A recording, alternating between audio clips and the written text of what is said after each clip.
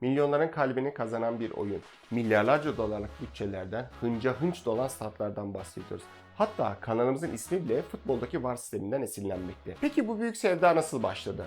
Futbol bize nereden geldi? Üç büyük kulüp nasıl doğdu? Futbolu nasıl ve kimlerden öğrendik? Hayatımızın bir parçasına nasıl dönüştü? Bunları merak ettik ve araştırdık. Peki ya sonuç? Gelin hep beraber futbolun ilk yıllarına yolculuk yapalım.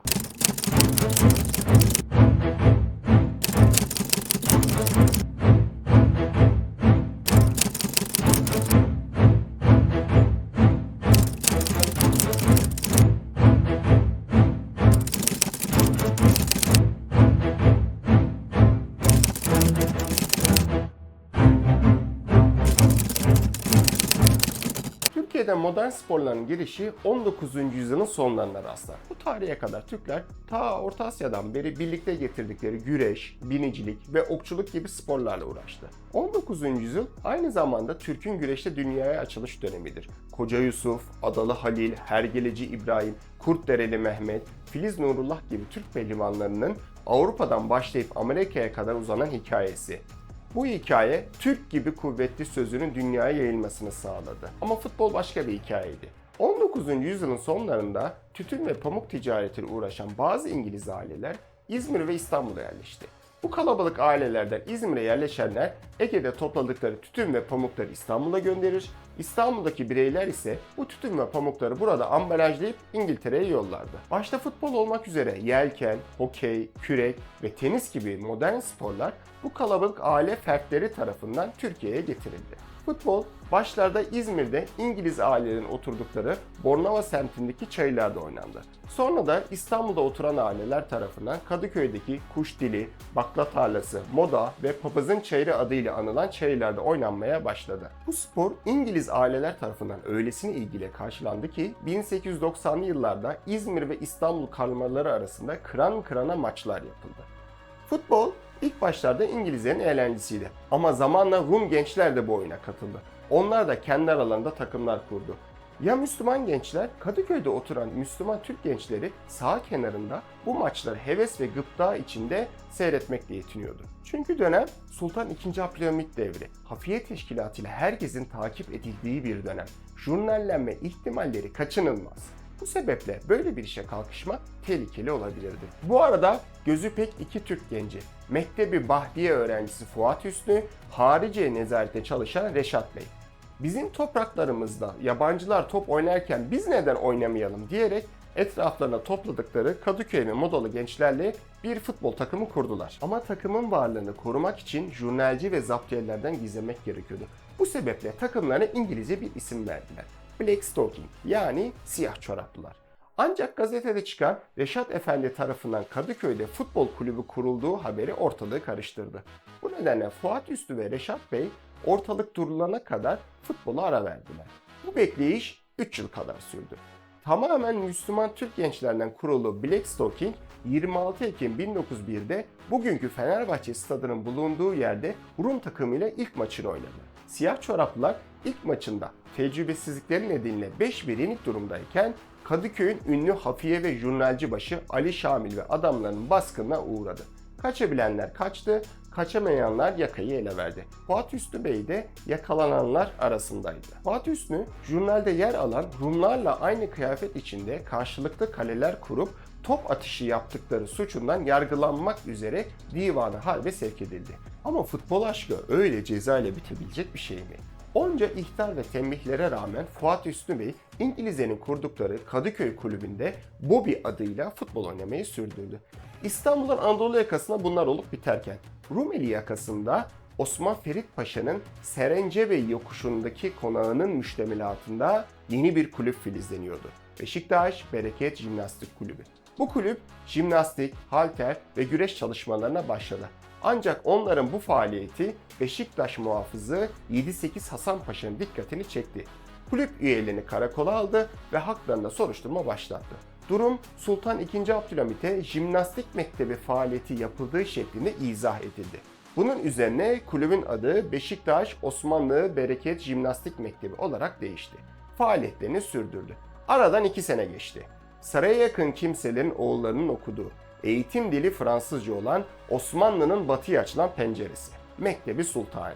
Yani bugünkü Galatasaray Lisesi. 1905 yılında Mektebi Sultani 10. sınıf öğrencileri edebiyat dersindeydi. Ders sırasında aralarında fısıldaşarak bir futbol kulübünün kurulması kararını aldılar. Bu gençlerin pek çoğu Kadıköy yakasında oturan ailelerin çocukları. İngiliz ve Rumların futbol maçlarını seyrederek bu işe heveslendiler.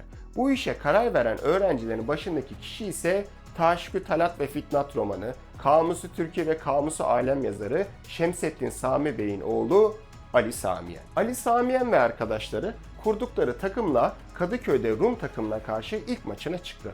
Ama henüz takımlarına bir isim vermemişlerdi. Kırmızı beyaz formalı takım bu ilk maçını 2-0 kazandı. Seyirciler Galatasaray efendileri diye bağırınca takımın adı da kendiliğinden ortaya çıkmış oldu: Galatasaray. Galatasaray takımı da takibata uğramaktan kendini kurtaramadı. Yine Kadıköy çayırlarında oynadıkları bir maç sırasında yakalanarak Selimiye kışlasına götürülüp nezarete atıldılar. Takımın kalecisi Hintli Müslüman bir anne ile İngiliz bir babadan doğma Ahmet Robinson Bey aynı zamanda İngiliz pasaportu da taşıdığından serbest bırakıldı. O da doğruca İngiliz elçiliğine koşup durumu haber verdi. Arkadaşlarını büyükelçi vasıtasıyla Selimiye kışlasından kurtarabildi. Aradan 2 yıl daha geçti. 1907 yılı Mayıs ayında Kadıköy çayırında İngiliz takımları arasında bir futbol maçı ve bu maçı seyreden 3 arkadaş. Yol boyunca konuştukları konu ise aynı. Bizim topraklarımızda yabancılar top oynarken biz neden oynamayalım? Bu sözler yeni değildi. 9 yıl önce yine Kadıköy'de Black Stocking yani siyah çoraplar adıyla ilk Türk takımının kurulmasını sağlayan sözlerdi. 3 genç arkadaş Fenerbahçe adını verdikleri bir futbol kulübünü kurmaya karar verdi. 1908 yılı Temmuz'unda meşrutiyetin ilanı futbol ortamını rahatlattı. 1912'de çıkan Cemiyetler Kanunu ile Beşiktaş, Galatasaray ve Fenerbahçe resmi kayıtlarını yaptırdı. İstanbul'daki tek spor kulüpleri bunlar değildi. 1908'de Vefa Lisesi öğrencileri tarafından Vefa Spor Kulübü, aynı yıl Üsküdar'da Burhan Felek tarafından Anadolu Spor Kulübü kuruldu. Türk takımlarının kuruluşları kısaca bu şekilde. Peki o dönem yapılan maçlardaki amaç neydi? Bunun içinde kurulan ilk futbol ligine bakmak gerekir. 1904 yılında İstanbul Futbol Ligi ya da özgün adıyla Konstantinopol Football Association League, İstanbul'a düzenlenen eski bir futbol ligidir. Bu lig için İngiltere'den özel bir şilt getirtildi. Şilt dediğimiz şey bir nevi levha gibi düşünebiliriz. Bu şilte her sene şampiyon olan takımın adı yazılacak, 10 sezon boyunca en çok adı yazılan takım ise şiltin sahibi olacaktı. Ayrıca her sezonun sonunda da şampiyon takıma kupa verilecekti. İngilizlerin Imogene, Rumların Elpis takımlarının da bulunduğu İstanbul Futbol Ligi'ne 1906-1907 sezonunda Galatasaray'da katıldı. Böylece Galatasaray herhangi bir futbol liginde mücadele eden ilk Türk takımı oldu. 1908-1909 sezonunda tüm maçlarını kazanarak şampiyon olan Galatasaray, lig şampiyonluğunu kazanan ilk Türk takımı oldu. Türk futbolu artık sadece bir heves değil, bir gerçeklikti. 1914 yılında 1. Dünya Savaşı'nda Osmanlı Devleti Almanların yanında yer alınca savaştığı ülkelere ait mallara el koydu. Bu el koyma faaliyeti Türk sporu için önemli bir yeniliğe yol açtı. Çünkü bu sırada İstanbul'da faaliyet gösteren İngilizlere ait çeşitli spor kulüplerinin mallarına da el konuldu. Spor dünyamıza kriket, yelken, tenis gibi sporlar dahil olmuş oldu. Beşiktaş, jimnastik, halter, güreş ile faaliyetlerini sürdürürken Fenerbahçe ve Galatasaray'da yelken, kürek, çim hokeyi ve tenis gibi faaliyetlere başladı. Futbol ile kurulan Galatasaray ve Fenerbahçe bu sayede gerçek spor kulübü hüviyetine kavuştu. Bu durum Türk spor için önemli bir kazançtı. Balkan ve 1. Dünya Savaşı yıllarında futbol kulüplerimiz büyük kayıplar verdi. Çanakkale, Kafkasya, Yemen cephelerinde nice futbolcular şehit düştü. Bu arada futbol diğer illerimize de yayıldı.